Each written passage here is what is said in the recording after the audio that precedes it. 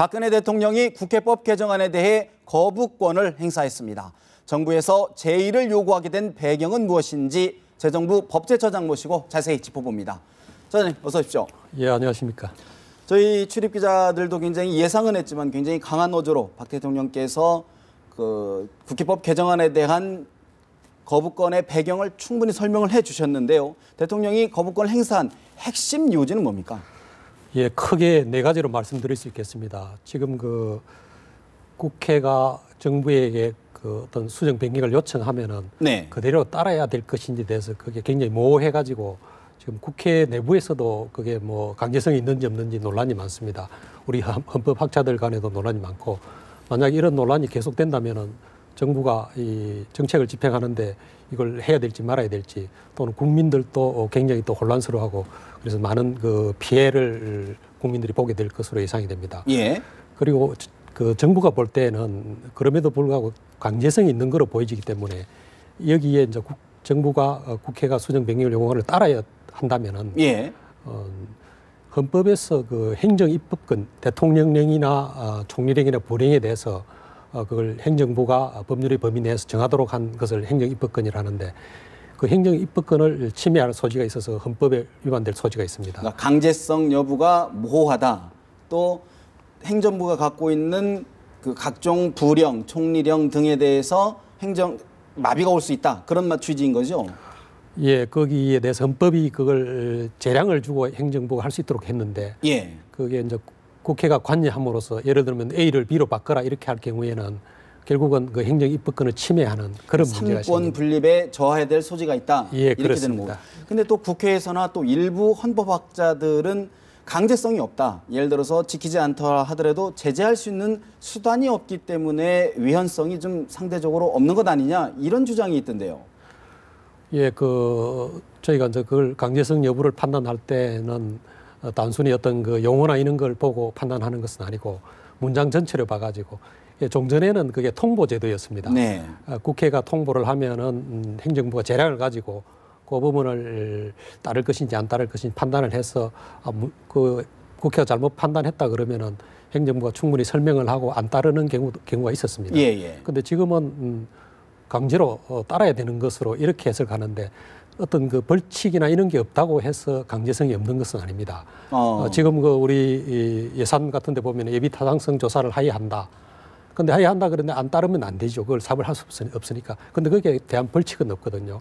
그래서 반드시 벌칙이 있어야만이 강제성이 있는 것은 아니고, 그리고 지금 우리 헌법을 보면은 국회가 행정부를 견제할 수 있는 수단은 주요 내용만 봐도 뭐 국정감사권이라든지 여러 가지 이제 그런 권한들이 예산심사권 이런 그렇죠. 그런 중요한 거라만 헌법 교과서에 보면 11가지 정도가 있습니다. 그런데 정부가 국회에 대해서 할 수 있는 건 법률안 거부권이라든지 이런 걸 한 4가지 정도밖에 안 됩니다. 네. 그래서 이런 많은 권한을 갖고 있는 국회가 만일 안 따른다 그러면 이러한 것을 활용해서 얼마든지 강제할 수 있는 그런 수단들이 있는 것이죠. 굳이 시행령을 고치고 말고 하는 것보다는 다른 권한으로도 충분히 행정부의 어떤 작용들을 견제할 수가 있다. 그런 취지이신 거죠? 그러니까 만약에 그런 네. 요구를 안 따르면은 네. 다른 수단을 통해 가지고 요구를 갖다가 강제할 수 있는 그런 수단들이 많이 있다는 거죠. 2중, 3중으로 돼 있다. 예, 그런 말씀이시군요. 예. 또 이번에 논란이 됐던 부분 중에 법조문의 문항을 요구해서 요청으로 이게 바꾼 거 아니겠습니까? 예, 그러면서 국회에서 이제 정부로 법을 이송할 때 이것이 위헌성, 강제성을 좀 많이 낮춘 것이다라는 주장도 있었습니다. 예, 사실 요구나 요청이나 사전적 의미는 어떤 일이나 행동을 청한다는 의미로 거의 대동소이합니다. 그리고 지금 국회법에서만 봐도 국회법에 보면은 연석회의라는 규정이 있는데, 거기는 요청을 하면은 따라야 한다 이렇게 되어 있습니다. 요청이 오히려 구속력을 갖는 것으로 되어 있고, 오히려요? 예, 요구는 또 뭐 따르지 않을 수 있도록 이런 규정도 많이 있고, 그래서 요구와 요청이 요구는 강제력을 갖고 있고 요청은 강제력이 없는 것으로 그렇게 되어 있는 게 아주 굉장히 혼용해서 쓰이고 있고, 예. 그래서 이 규정은 어떤 문맥을 통해 가지고 전체적으로 따져봐야 되는 것이지, 글자 하나를 바꿨다고 해가지고 그게 강제성이 해소되는 것으로 그렇게 보이지는 않는 것으로 저희는 보고 있습니다. 결국은 어떤 정치적인 합의일 뿐이지 그것이 어떤 법률적, 사전적 의미는 아니다. 그런 말씀이신 거죠? 법률 문안을 보면은 예. 수정 변경을 요청할 수 있고 그 요청한 경우에는 처리를 하고 결과를 보고하도록 그렇게 되어 있습니다. 그러면은 그것이 저희가 볼 때는 당연히 그 상당한 강제성이 있는 것이다. 수정 변경된 내용대로 처리를 해야 될 거 아니냐는 그래서 강제력을 갖는 것을 볼 수 있고 그다음에 그 국회의장의 그 의안 정리권이라는 게 있는데 네. 그것은 내용의 변경이 없는 범위 내에서 어떤 그 자구가 틀린 걸 수정한다든지 이런 한계가 있는 것이지 원래 내용을 변경할 수 없는 것입니다. 그런데 만약에 요구를 요청으로 바뀌어서 내용이 변경됐다 그러면은 다시 또 재결을 그 해야 된다. 한계를 벗어나는 그건 네. 이제 국회에서 번안이라 그러는데 이 어떤 의안 정리가 아니고 번안으로 가서 어떤 의결 절차를 본회의 또 의결 거쳐야 절차를 되는, 거쳐서 해야 되는 것으로 저는 그렇게 판단하고 있습니다. 근데 처자님, 사실은 이제 저희들은 일반 시민들은 이제 법률 전문가가 아니기 때문에 아무래도 이제 깊이 판단할 수는 없는데 그냥 상식적으로 일반적으로 생각하면 국회가 행정부에 야 이거 좀 잘못된 것 아니냐, 법률에 대해서 이건 좀 위배될 소지가 있는 것 아니냐, 그럼 이거에 대해서 좀 해명을 하라라고 요구할 수는 없는 건가요? 그래서 또 그에 대해 좀 강제를 줄 수도 있지 않나 이렇게 시민들은 이렇게 생각할 수도 있을 것 같아요. 충분히 뭐 법에 위반되는 걸 고치라고 하는데 그 당연히 고쳐야 되는 거 아니냐 네. 그런 의문이 당연히 들지요.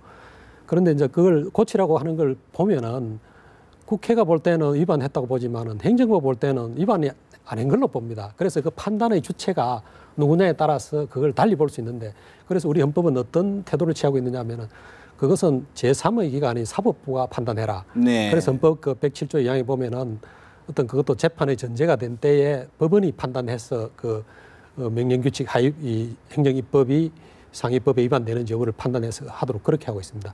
그런데 그 지금 이제 국회법에서는 국회가 예. 그걸 판단해서 이렇게 고치라고 이제 명령을 하게 되니까 행정부 입장에서는 그거는 우리는 좀 억울한 거 아니냐. 네. 그건 법원에서 판단해야 될 판단을 물어봐야 받아봐야 될 건데 되는데. 왜 우리를 이렇게 강제하느냐. 그래서 이제 저희는 문제가 있는 것으로 보고 있습니다. 또 시민들이 이제 궁금해하는 것 중에 하나가 과연 그렇게 실제 지금 국회법 개정안이 시행이 됐을 경우에 행정부 내에서는 좀 어떤 일이 벌어지는 것인지 매우 궁금합니다. 사실은 좀 구체적으로 좀 뭔가 어떻게 좀 벌어지는 건가요? 예, 원래 그 행정입법권을 헌법이 허용한 취지는 그 법률로서 모든 걸 다 정할 수가 없습니다. 예를 들면은 우리가 여권을 가지고 있는데 이 여권을 만들 때는 그 사진을 네. 뭐 가로 세로 몇 센치 이런 거를 정하도록 하고 있습니다. 그런데 그걸 법률에 그런 걸 다 세세하게 정할 수 없죠. 그러니까 그런 걸 갖다가 이 행정입법으로 뭐 외교부 장관이 정하도록 이렇게 이제 위임을 해주고 있고, 네. 그다음에 또 기술이 굉장히 발전하니까 이런 유해화학물관리법에 뭐 그거를 법에다가 무슨 이런 거는 유해화학물질이라고 정해 놓으면은 기술이 개발돼서 또 다른 물질이 생길 수가 있죠. 그렇죠. 그래서 그때 또 법을 개정할 수 없으니까 이런 것들을 하위법령에다가 이제 대통령령이나 부령이나 총리령이나 이런 데 위임하고 있는데 네. 근데 이제 이런 것이 행정에 재량이 주어져 있죠. 근데 이걸 갖다가 수시로 그 국회가 야 이건 뭐 수정 변경해라 이렇게 한다면은 행정의 어떤 그 일관성이나 네. 어떤 그 집행력 이런데 굉장히 문제가 생길 수 있는 것으로 예를 들면은 우리가 경제자유구역에서 이제 그 산업단지에 외국인들이 투자를 할 수 있게끔 하고 있는데 만약에 네. 이 투자 조건을 갖다 좀 더 강화를 시켜버린다 그러면은 외국인 투자가 줄겠죠. 그렇다 그러면은 원래 그 산업단지가 제대로 이제는 그 활용이 안 되고 그래서 정부가 이거 정책을 하는데 굉장히 그 일관성이나 그런 게 유지되기 어려울 거고 그다음에 또 하나는 국민들 입장에서 볼 때도 예. 이렇게 이 국회가 이렇게 요구를 했는데 이 대통령이 언제 바뀔지 모른다. 그런 생각을 하고 있으면 그렇죠. 뭘 내가 뭐 거기에 의해서 투자를 하려고 한다든지 또는 뭐 어떤 그 사업을 하려고 예정을 하고 있는데 저 바뀔지 모르니까 바뀌고 나서 할 것인가. 굉장히 그 정책의 일관성을 말씀하시는 거죠? 국민들의 입장에서 볼 때는 네. 굉장히 그 어떤 뭐 법적 안정성이라 그러는데 예. 법이 언제 바뀔지 모르니까 굉장히 그런 그 국민들이 법에 대해서 그 어떤 준수하는 예. 이런 게 굉장히 약해진다는 거죠. 근데 또 일각에서는 행정부의 행정 입법이 좀 지나치게 과도한 것 아니냐. 뭐 또 국회에서도 그런 지적을 많이 하는데 그런 지적에 대해서는 어떤 견해를 갖고 계십니까? 행정 입법이 과도하다는 얘기는 이제 국회가 볼 때는 네네. 뭐 조금 뭐 위반 법에 뭐 그 안 맞다는 그런 건데 실제로 이제 현재 통보 제도라는 게 운영이 되고 있습니다. 지금 현재 있는 국회법에 있는 제도지요. 네. 그거는 이제 국회가 그런 거를 쭉 이렇게 뽑아가지고 행정부에다 통보를 하면 행정부가 그거를 처리를 하고 결과를 이렇게 보고를 합니다. 근데 이제 국회가 그 어떤 말이 맞으면은 네. 그대로 처리를 하는데, 근데 지금 한 4년간 56건을 국회가 그렇게 통보를 했는데, 대부분 이제 무슨 그 법률에 규정될 사항이 대통령령에 규정됐다든지, 또는 대통령령에 규정되어야 될 사항이 불령으로 돼 있다든지, 불령으로 돼 있다든지 네. 이런 부분이 법 체계상 문제가 있는 것들이 많았죠. 그런 부분은 정부가 다 수용을 해서 다 개정을 했기 때문에 뭐 과도한 그게 많다는 그런 이야기는 저희 입장에서는 조금 수용하기 어렵습니다. 그렇군요. 예. 알겠습니다. 사실 이제 대통령께서 제2요구권, 거부권을 행사했기 때문에 이제 국회에서 또 한 번 더 판단을 받아볼 수도 있고 이런 절차가 남아 있으니까요. 한 번 더 지켜보도록 하겠습니다. 소장님 오늘 도움 말씀 고맙습니다. 예, 감사합니다.